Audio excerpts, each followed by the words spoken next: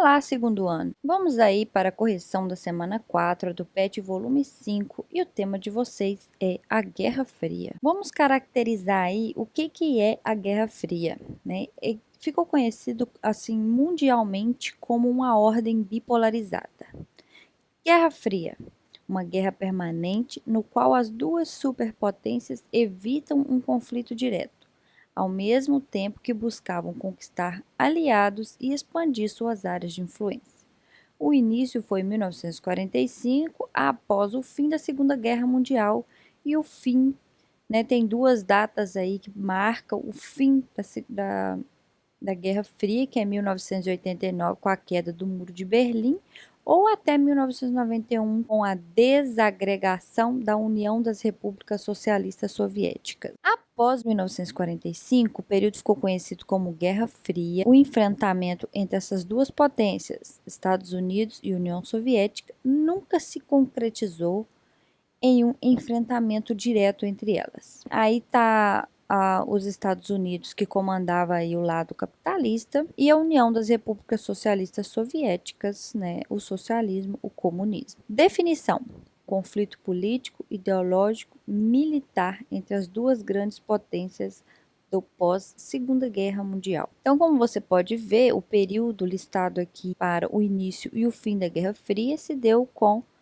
a queda do Muro de Berlim. Cortina de ferro seria o quê? Essa linha imaginária aqui, né, pontilhadinha aqui, que é uma linha que o Winston Churchill, uma vez em seus discursos, o Winston Churchill na época, ele era primeiro-ministro da Inglaterra, do Reino Unido, ele falou que o mundo agora era dividido por uma cortina de ferro. Ou seja, essa cortina estava separando o lado capitalista do lado socialista. E como você pode ver aqui nesse quadro ampliado, tá? A capital da Alemanha, Berlim, foi dividida ao meio. A Berlim Oriental, pertencente aí à União das Repúblicas Socialistas Soviéticas, e a Berlim Ocidental, pertencente aí ao lado capitalista, sob influência direta dos Estados Unidos da América e outros países capitalistas. Aqui eu vou falar um pouco mais sobre a Alemanha ser dividida em duas Alemanhas, porque quando eles pegaram o território alemão, após a Segunda Guerra Mundial, eles dividiram o território alemão entre os países vencedores.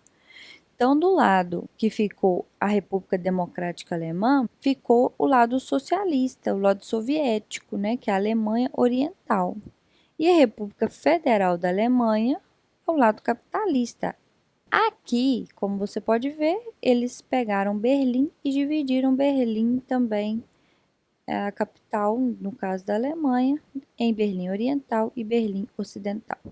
Aí você me pergunta, como que um pedacinho capitalista ficou lá dentro da Alemanha socialista? Como que eles faziam para fazer isso funcionar? A Berlim Ocidental aqui, ela era abastecida muitas das vezes por aviões que saíam daqui da Alemanha Ocidental e pousavam na Berlim Ocidental para poder estar aqui administrando este lado capitalista. Nas décadas seguintes, a Berlim Ocidental se tornou numa cidade próspera, uma vitrine do capitalismo.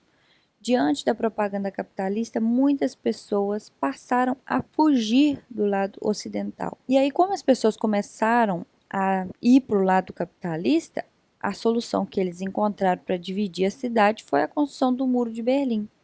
Então, eles dividiram a cidade em duas partes, separaram famílias por anos, amigos, até histórias de casamentos que ia acontecer, aconteceu de não mais dar certo por conta dessa separação no meio da cidade. A partir desse momento, né, no auge de 1950, os Estados Unidos faziam uma campanha muito forte contra o comunismo, e no auge dessa campanha houve aí um período chamado de marcatismo, que é a perseguição aos cidadãos por suspeitas de serem comunistas. Pessoas eram presas, demitidas do emprego, proibidas de trabalhar, além de passarem por interrogatórios, muitos dos quais eram transmitidos pela televisão por todo o país. Os dois países, tanto os Estados Unidos quanto a União das Repúblicas Socialistas Soviéticas começaram uma corrida armamentista, né?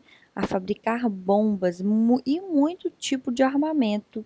Tanto que essa charge aí coloquei para ilustrar essa corrida armamentista é a questão deles produzirem, né, mais armamento, tá, investindo em seus exércitos, e aí tá falando, né, não usar porque o inimigo pode retaliar. Ou seja, eles sabiam do poder de destruição que eles tinham, então o enfrentamento direto entre essas duas superpotências não aconteceu nesse período, exatamente para evitar aí uma destruição gigantesca. A corrida espacial também foi uma competição, né, tecnológica travada entre os Estados Unidos e a União Soviética pela conquista da órbita terrestre. O objetivo era desenvolver tecnologia que permitisse a construção da primeira aeronave espacial tripulada em órbita e a chegada à Lua. Então, de acordo aí com os historiadores, o vencedor dessa corrida espacial foi os Estados Unidos, que o Neil Armstrong foi o cara que pisou lá na Lua e fincou a bandeira dos Estados Unidos, né? Existem várias teorias de que o homem nunca pisou na Lua e tal, mas a história mostra pra gente detalhadamente como foi que isso aconteceu. Nós tivemos nesse período também da Guerra Fria o movimento feminista e o movimento negro. Né? O movimento feminista veio aí para ajudar na emancipação da mulher, né? Conseguir usar pílula anticoncepcional, conseguir divórcio, ter mais participação política, fugir um pouco da opressão do machismo. E o movimento negro liderado por Martin Luther King, que inclusive essas duas imagens pertencem a ele, também fez um grande reboliço nos Estados Unidos, né, que por meio da desobediência civil e protestos pacíficos, os negros começaram a reivindicar os seus direitos. Né? Então, é uma longa história, mas foram movimentos bastante importantes que aconteceram nesse período. Aqui fala sobre o movimento feminista e aqui fala sobre o movimento negro, né, que eu já comentei um pouquinho sobre, mas você pode estar pausando e lendo aí. Então vamos para as atividades. As atividades trouxe um texto para você ler sobre a Guerra Fria. E aí eu retirei esse trecho aqui do texto para não esquecer, que é importante lembrar. Então eu vou ler esse trecho com vocês. É o que está escrito assim: os brasileiros não tinham acesso à moradia, educação, saúde, além de conviver com a miséria e as revoltas. No entanto, alguns começaram a defender os ideais socialistas para combater as desigualdades sociais.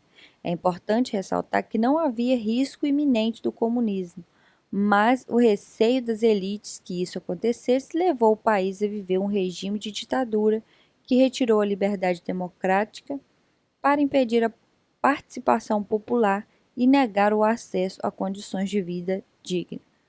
A Guerra Fria durou 4 décadas. Apesar de ter apenas confrontos indiretos, ela teve o seu fim com a queda do Muro de Berlim e o fim da União Soviética.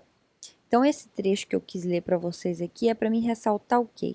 Que o Brasil também foi um país que teve histeria anticomunista, né, que viveu um período de 21 anos de ditadura militar, e esse golpe da ditadura militar, inclusive, foi apoiado pelos Estados Unidos, porque alegava-se que o presidente que ocupava o cargo no momento, né, que era o Jânio Quadros, ele renunciou, o vice dele assumiu, que é o João Goulart. Eles alegavam que ele era um cara, né, com as reformas de base que ele queria implementar no país, inclusive a reforma agrária, né, que era pegar porções de terras e dividir entre a população, que era práticas do comunismo, do socialismo. Então, né, com medo disso realmente vir a acontecer, as elites brasileiras entrou num consenso aí e ajudou a implantar no Brasil a ditadura militar. Então, até por isso que é chamada ditadura civil-militar, que muitos civis participaram aí dessa ditadura, né, para implementar essa ditadura. Mas enfim, vamos seguindo aqui. E aí tá falando, explica o que foi a Guerra Fria.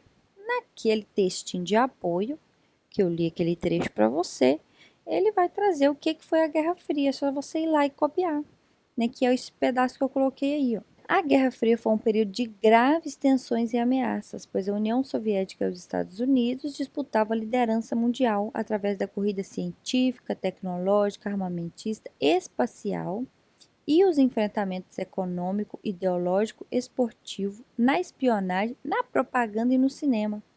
Os Estados Unidos lideraram o bloco capitalista e a União Soviética o bloco dos países socialistas. Uma guerra indireta para garantir a hegemonia mundial. Isso aqui é indireta. Do jeito que eu copiei lá, veio para cá e ficou indireto, mas é A. Qual o principal elemento dessa guerra? O principal elemento da Guerra Fria é a divisão da Europa entre o capitalismo e o comunismo e a consequente expansão para o mundo. 3. Qual a relação da Guerra Fria no cenário brasileiro? No Brasil, o medo de que o exemplo de Cuba fosse repetido levou as elites conservadoras capitalistas a apoiarem grupos militares no golpe de 1964, que implantou uma ditadura que praticava tortura, repressão e levou muitos a desaparecerem, com o objetivo de impedir o avanço do socialismo. Então é isso, minha gente. Só 3 perguntinhas. Se foi útil, curte, compartilha com seu colega para ele fazer certinho também. Até a próxima. Daqui uns dias, né? Semana que vem já estaremos na semana 1 do PET 6 e eu espero vocês, tá? Beijo!